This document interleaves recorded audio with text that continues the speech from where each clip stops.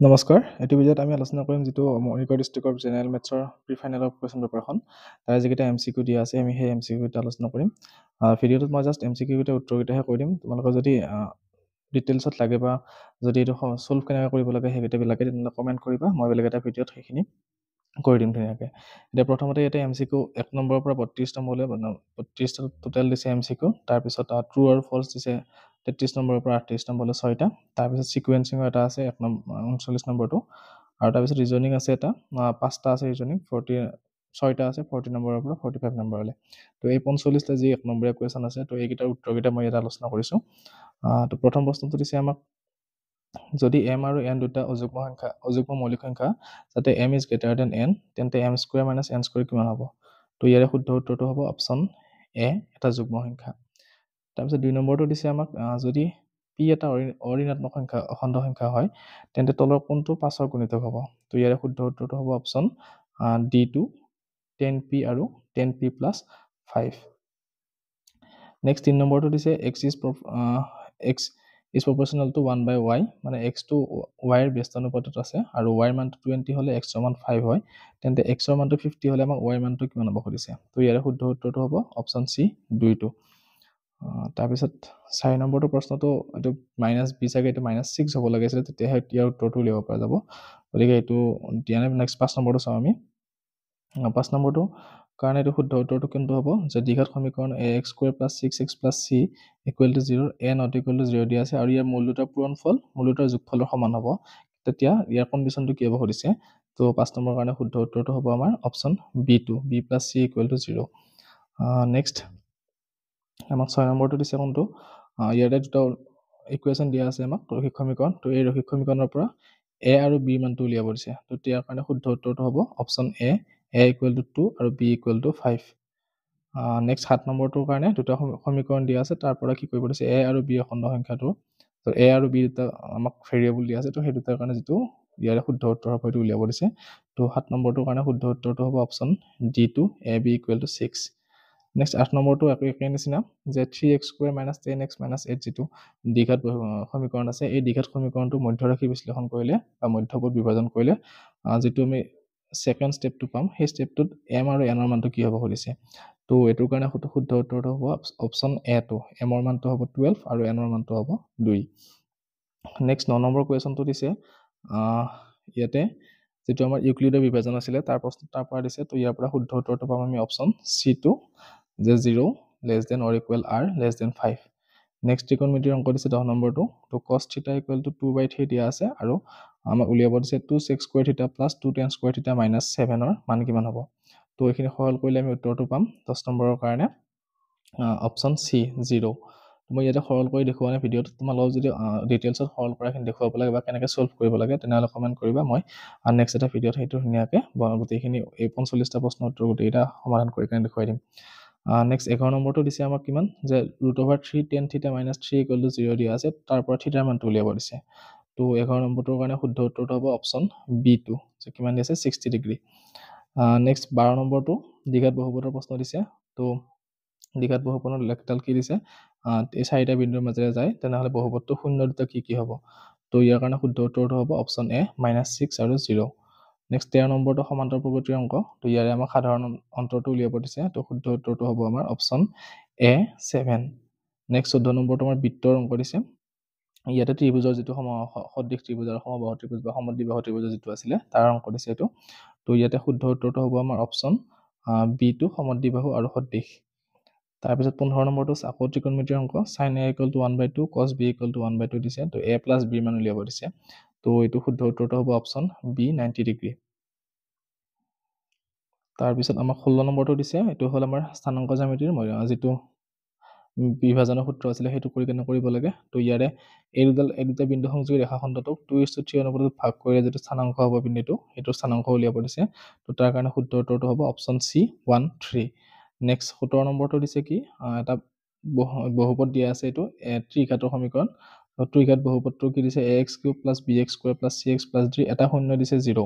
তো ইয়াতে যিহেতু x³ আছে 3টা শূন্য ওলাব, তাৰমানে এই 3টা শূন্যৰ বাকী দুটা শূন্যৰ পূৰণফলটো কি হ'ব সুধিছে। তো তাৰ কাৰণে শুদ্ধ উত্তৰটো হ'ব অপশ্যন C, -d/a। তাৰপিছত 18 নম্বৰটো দিছে এবাৰ আমাক পৃষ্ঠকালি আৰু আয়তনৰ।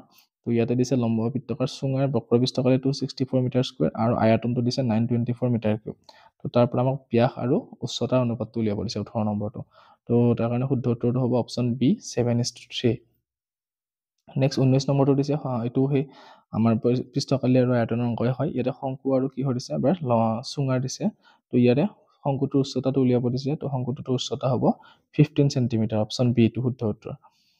নেক্সট 20 নম্বৰটো দিছে এখন কাগজৰ, এইটো আয়তাকাৰ কাগজ এখনৰ পৰা এটা পকা এটা চুঙা বনাইছে। তো চুঙাটোৰ উচ্চতা দিয়া আছে 40 চেণ্টিমিটাৰ আৰু ব্যাসাৰ্ধ কিমান হ'ব সেইটো উলিয়াব দিছে।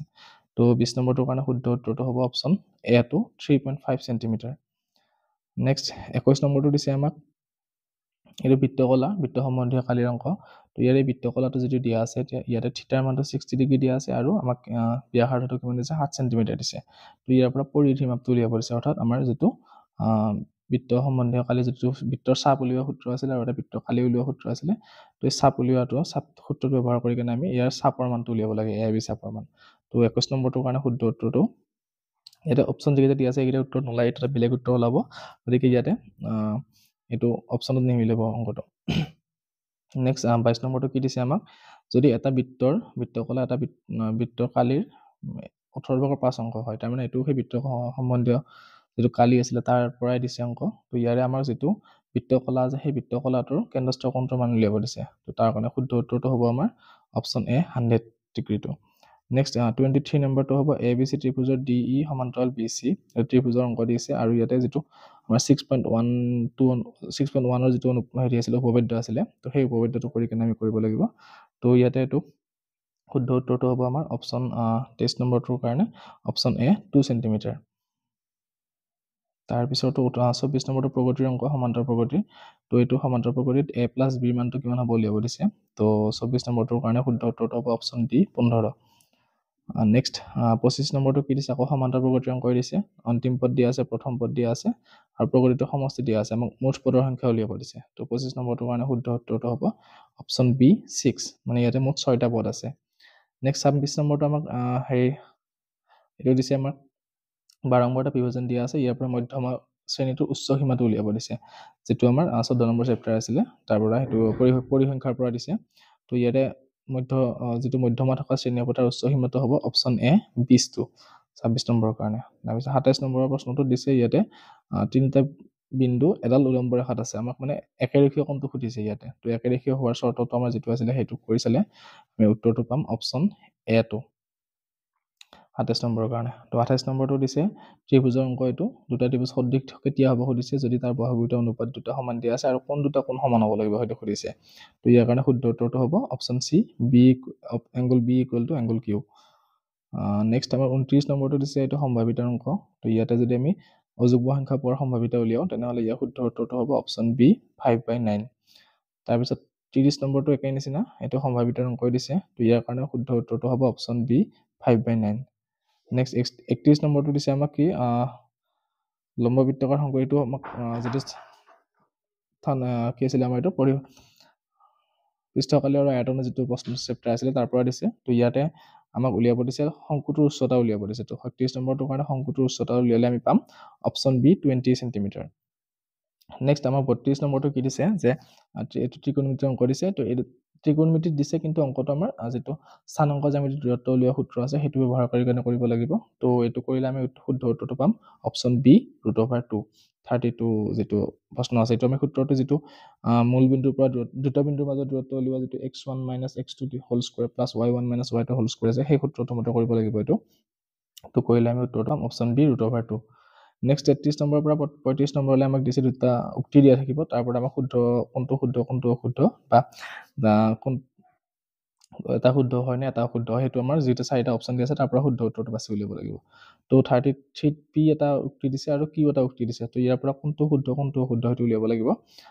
তো 33 কাৰণে আমাৰ শুদ্ধ উত্তৰটো হ'ব অপশ্যন চি, যে দুয়োটা পি উক্তিটো শুদ্ধ, আমাৰ কিউ উক্তিটোও শুদ্ধ, দুয়োটাই শুদ্ধ হয়। নেক্সট 34 নম্বৰটো দিছে আমাক আকৌ একে নিচিনা পি আৰু কিউ দুটা উক্তি দিয়া আছে। তো তাৰ পৰা আমাক সুধিছে কোনটো শুদ্ধ অশুদ্ধ। তো 34টোৰ কাৰণে অপশ্যন চিটোৱে শুদ্ধ হ'ব, দুয়োটা উক্তি আমাৰ শুদ্ধ, কাৰণ এন মাত্ৰাৰ বহুপদত পি এক্সৰ সৰ্বোচ্চ শূন্য এনটা থাকিব আৰু বহুপদৰ শূন্য যিকোনো বাস্তৱ সংখ্যা হ'ব পাৰে। নেক্সট 35টো আমাক দুটা উক্তি দিছে আকৌ একে নিচিনা। তো 35টোৰ কাৰণে অপশ্যন আমাৰ চিটোৱে শুদ্ধ। তো ইয়াতে পি আৰু কিউ দুটাই শুদ্ধ হয়। তাৰপিছত আমাক 36ৰ পৰা 38লৈ আমাক চাৰিটা উক্তি দিয়া আছে এইবাৰ। এই চাৰিটা উক্তিৰ পৰা শুদ্ধ অশুদ্ধ বাচিব দিছে। তো 36ৰ পি কিউ আৰ এছ এই চাৰিটা উক্তি চালে আমি শুদ্ধ উত্তৰটো পাম কোনটো? 36ৰ কাৰণে বি অপশ্যন বিটো, যে মাত্ৰ পি উক্তিটো শুদ্ধ, আৰ উক্তিটো শুদ্ধ আৰু এছটো শুদ্ধ, আমাৰ কিউটো অশুদ্ধ উক্তি। নেক্সট 37টো আকৌ একে নিচিনা আমাক চাৰিটা উক্তি দিয়া আছে। তো ইয়াৰ পৰা আমাক একো কোনটো শুদ্ধ কোনটো অশুদ্ধ বাচিব লাগে। গতিকে আমি 37ৰ কাৰণে চালে আমি পাম মাত্ৰ কিউ আৰু আৰটোহে শুদ্ধ। অপশ্যন ডিটো ইয়াতে ৰাইট এনচাৰ, যে কিউ যিটো উক্তি দিয়া আছে সেইটো শুদ্ধ আৰু যিটো আৰ উক্তি দিয়া আছে সেইটো শুদ্ধ, বাকীকেইটা আমাৰ অশুদ্ধ হয়।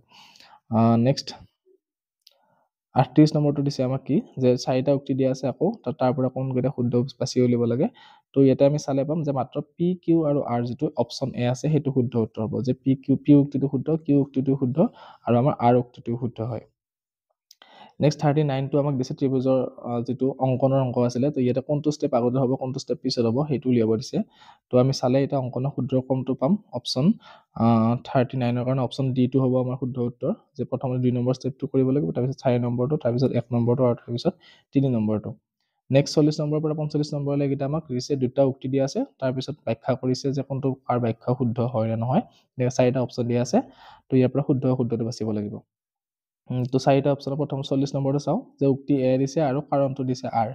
তো আমাক 0.505055550 এনেকৈ এটা দিছে, এইটো পৰিমেয় সংখ্যা বুলি কৈছে, অপৰিমেয় সংখ্যা বুলি কৈছে। তো এইটো শুদ্ধই হয়, যে আমাৰ প্ৰথম যিটো অংক আমাক দিছে সংখ্যা, সেই সংখ্যাটো এটা অপৰিমেয় সংখ্যা হয়। কিন্তু কাৰণটো আমাক কি দিছে, যে এটা অপৰিমেয় সংখ্যাৰ দশমিক বিস্তৃতি অপৰিসমাপ্ত। দশমিক বিস্তৃতি অপৰিসমাপ্ত হয় সেই অপৰিমেয় সংখ্যাৰ, কিন্তু এইটোত কি হৈ আছে, অপৰিমেয় সংখ্যাৰ দশমিক বিস্তৃতি অপৰিসমাপ্ত সেইটো হয় যদি আৰু এটা কাৰণ আছিলে কি, যে এইটোত ৰিপিট হ'ব নোৱাৰে নম্বৰকেইটা, ৰিপিট নহ'লেহে আমি কি হয় সেইটো অপৰিমেয় সংখ্যা হয়। তো এইটো এতিয়া অপশ্যন কি হ'ব আমাৰ, যে এ আৰু বি দুয়োটাই শুদ্ধ হয়, কিন্তু আৰটো এৰ শুদ্ধ ব্যাখ্যা নহয়। কাৰণ আৰু ইয়াতে আৰু এটা লাগিছিলে যে এইটো ৰিপিট হ'ব নোৱাৰিব, যে কি আছিলে, নন টাৰ্মিনেটিং আৰু নন ৰিপিটিং আছিলে। তো 40 নম্বৰটোৰ কাৰণে আমাৰ অপশ্যন বিটো শুদ্ধ উত্তৰ। নেক্সট 41 নম্বৰটো আমাক কি দিছে, আকৌ দুটা উক্তি দিয়া আছে, এটা এ আৰু অপশ্যন কাৰণ এটা দিছে কি আৰ, ৰিজনটো দিছে আৰ আৰু আমাক এটো দিছে উক্তিটো। তো ইয়াতে দূৰত্ব হ'ব এ আৰু এ বি বিন্দুটোৰ মূল বিন্দুৰ পৰা দূৰত্ব হ'ব বি স্কুৱেৰ মাইনাছ এ স্কুৱেৰ। এইটো শুদ্ধই হয়, এইটো আমি কৰি চালে বেলেগ পাম উত্তৰটো। আৰু মূল বিন্দুৰ পৰা এক্স ৱাই বিন্দুৰ দূৰত্ব উলিওৱা সূত্ৰটো এইটো দিয়া আছে। এতিয়া কাৰণ যিটো আমাক আৰ দিয়া আছে, সেই আৰটোত যিখিনি কথা লিখা আছে সেইখিনি শুদ্ধ হয়, কিন্তু আমাৰ যিটো এ উক্তি দিয়া আছে সেইখিনি আমাৰ কি অশুদ্ধ। তাৰমানে আমি লিখিম যে কি অপশ্যন কোনটো হ'ব আমাৰ, যে অপশ্যন ডিটো, যে এটো অশুদ্ধ কিন্তু আৰটো শুদ্ধ। 41ৰ কাৰণে শুদ্ধ উত্তৰ কোনটো হ'ব এতিয়া, অপশ্যন ডি। নেক্সট 42 আমাক কি দিছে, যে ত্ৰিভুজ এটা দিয়া আছে, ইয়াতে এ কোণটো বি কোণৰ সমান। তো এ কোণটো বি কোণৰ সমান হ'লে এ বি চি ত্ৰিভুজ এটা কি হ'ব আমাৰ সমদ্বিবাহু ত্ৰিভুজ হ'ল। তাৰমানে আমি এ চি বাহুটো আৰু এ বি বাহুটো সমান পাম। আৰু আমাক কৈছে কি এ ডি বাহুটো বি ই বাহুটোৰ সমান দিছে, মানে আমাক যিটো মাজতে ভাগ কৰি দিছে বাহুটো, আৰু ডি ইডাল যিটো এ বি সমান্তৰাল কৰিছে, কৰোঁতে এ ডি আৰু বি ইটো সমান পাইছে। গতিকে এ চি আৰু বি চিও যিহেতু সমান, গতিকে আমাৰ কি হ'ব, ডি চি আৰু চি ইও সমান হ'ব। তেতিয়া আমাক সুধিছে যে কি, কাৰণ এটা ত্ৰিভুজ দুটা বাহুক এডাল ৰেখা একে অনুপাতত ভাগ কৰে, তেন্তে ৰেখা দুডাল তৃতীয় বাহুটোৰ সমান্তৰাল হয়। এতিয়া এইটো আমাৰ উপপাদ্য আছিলে, আৰু ত্ৰিভুজটো ছবিটো বেলেগকে দিছে, ইয়াৰ ব্যাখ্যাটো বেলেগকে দিয়া আছে। কাৰণ ছবিটোত দিছে যে কি, আমাৰ যিটো চিত্ৰ দিয়া আছে প্ৰথমতে, চিত্ৰটোত আমাৰ যে কোন সমান দিয়া আছে আৰু বাহু দুটাৰ মানুহ সমান দিয়া আছে, আৰু এইটো সেইকাৰণে এইটো সমান্তৰাল হ'ব বুলি কৈছে। সেইটোতো নাছিলে, আমাৰ আছিলে কি, যে একে ৰেখা একে অনুপাতত বিভক্ত কৰিলে আমাৰ কি হয়, তৃতীয় বাহুটোৰ সমান্তৰাল হয়, সেইটো সুধিছে।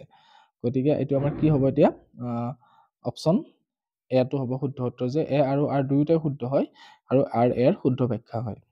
তাৰপিছত অপশ্যন 43টো আমাক কি দিছে, যে sin 30 degree cos 60 degree, sin 60 degree আৰু cos 30 ডিগ্ৰীৰ মান 1, আৰু কাৰণ দিছে sin 90 ডিগ্ৰী মান 1।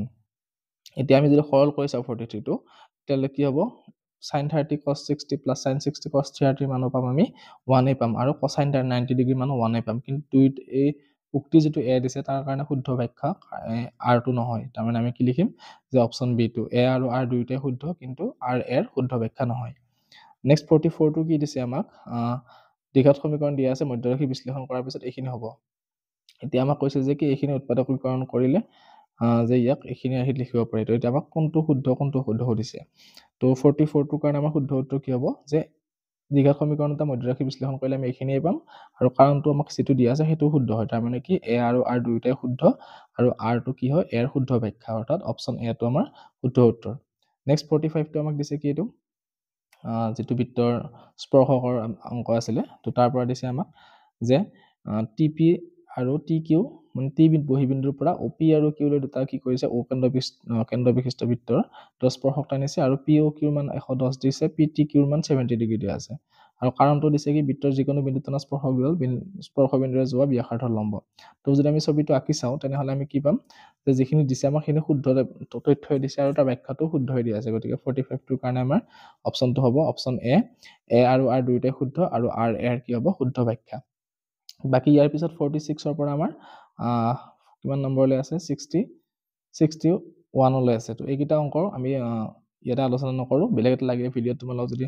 ইয়াৰ গোটেইখিনি সলিউশন লাগে তেনেহলে মোক কমেন্ট কৰিবা মই ধুনীয়াকৈ ইয়াৰ গোটেইখিনি সলিউশন বেলেগ এটা ভিডিঅত বনাই দিম আৰু তোমালোকে মোৰ চেনেলটোত গলে আমাৰ ক্লাস 10 ৰ যিখিনি ম্যাথছৰ যিটো সাবজেক্ট আছে চেপ্টাৰ আছে সেই চেপ্টাৰ ওয়াইজ বঢ়িয়া ভিডিঅ আছে প্লেলিষ্টত আছে ক্লাস 10 ৰ তো তোমালোকে চাই ল'ব পাৰিবা আৰু ভিডিঅ চেনেলটো সাবস্ক্ৰাইব কৰিবা আৰু লগৰবিলাকৰ লগত শ্বেয়াৰ কৰিবা ধন্যবাদ